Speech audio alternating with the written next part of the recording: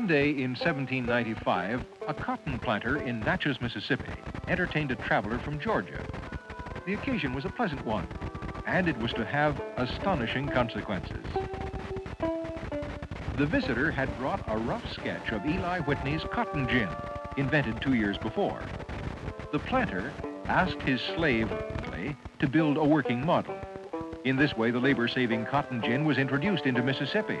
It was to bring about a social and economic upheaval. At that time, near the start of the 19th century, Mississippi was considered the wild frontier of the cotton kingdom. Its chief crops were indigo and tobacco. Its largest settlement was Natchez, with a population of 9,000. Of this number, 3,500 were slaves. The plantations in the Natchez region were surrounded by the wilderness, where Indians, the Crees, the Choctaws, and the Natchez still made their home.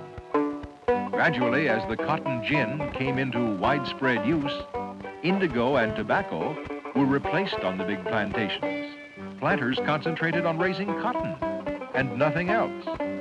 By the 1830s, a flood of immigrants moved in to settle new areas of the fertile land acquired by treaty from the Indians. Soon, there arose an enormous demand for cheap labor.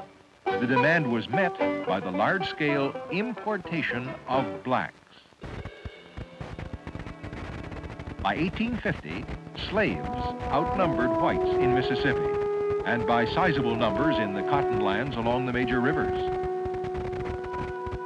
The planters' mania for land and slaves would not pass, one writer predicted, till Mississippi becomes one vast cotton field. By 1860, most of the South's wealth, money, land, and slave labor, was invested in raising cotton.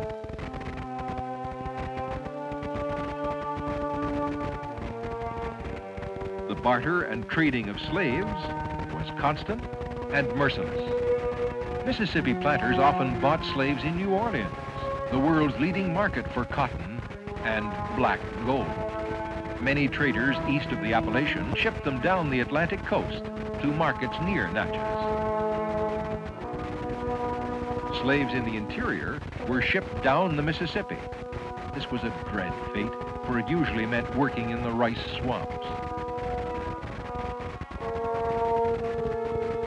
A trader might plan to sell a family as a group, but he would seldom refuse an offer to sell a husband, a wife, or a child alone. Let us observe what might befall one skilled slave after he had been separated from his family. As a trained servant, he would have an easier life than most slaves, but away from his family, he would have no real peace.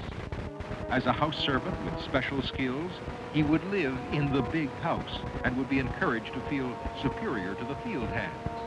He would dress and eat well, and he might sometimes get leave to visit his wife if she were sold to a nearby plantation. This was plantation life in a frontier setting, quite different from the gracious life of the Old South. But the plantation was still a self-supporting community, even if many luxuries and traditions were missing. The success of any plantation depended on many different types of labor, and slaves provided most of the skilled labor in the South.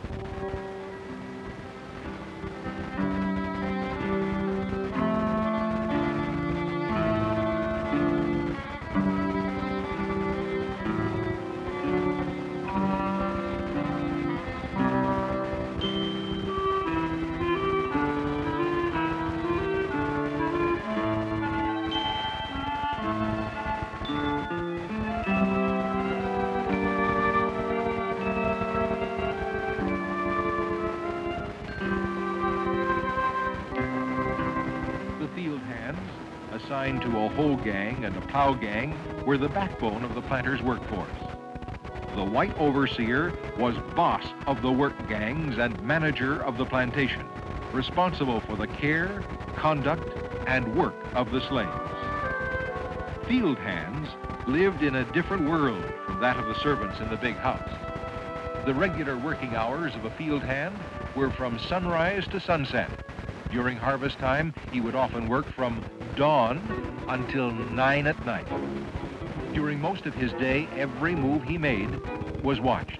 The overseer's word was law, and the driver's whip enforced it. 30 lashes or more was common punishment for slow or careless work, for disobedience, or impudent behavior. The daily routine of threats and whippings was balanced with small rewards for good behavior, a pass to visit town on Sunday, dancing parties on holidays, and at the end of the harvest season, gifts of money or food at Christmas.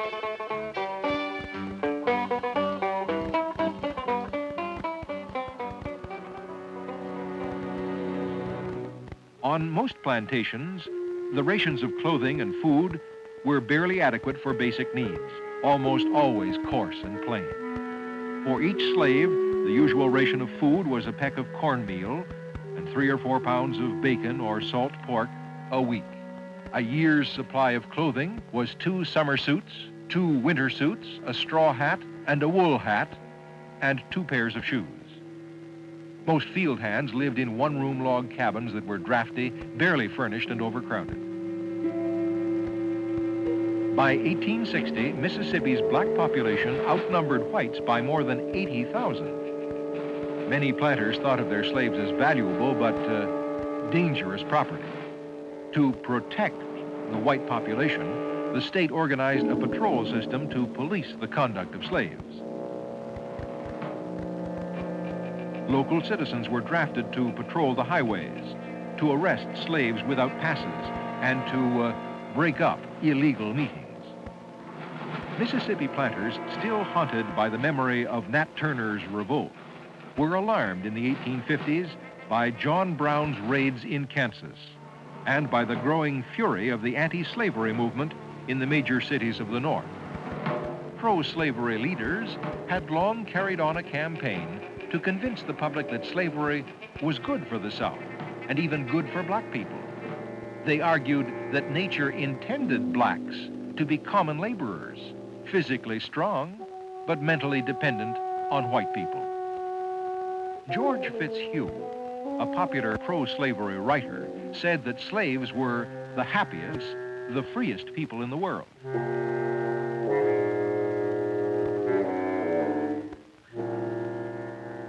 Fitzhugh and other writers compared the carefree life of the slave with the hard life of factory workers in the North. Mississippi slaves had no way to protest or change the system, but they did plan ways to resist and escape. A slave could play the role of a perfect Sambo, the humble, childlike, devoted servant, while plotting to run away. He could pretend illness or stupidity to avoid an unwanted job. He could steal, damage, or destroy his master's property. He could express his yearning for freedom in wonderful songs. Didn't my Lord deliver Daniel? And why not every man? He could take his chances with forged papers on the road, or run away and live like a hunted animal in the swamp.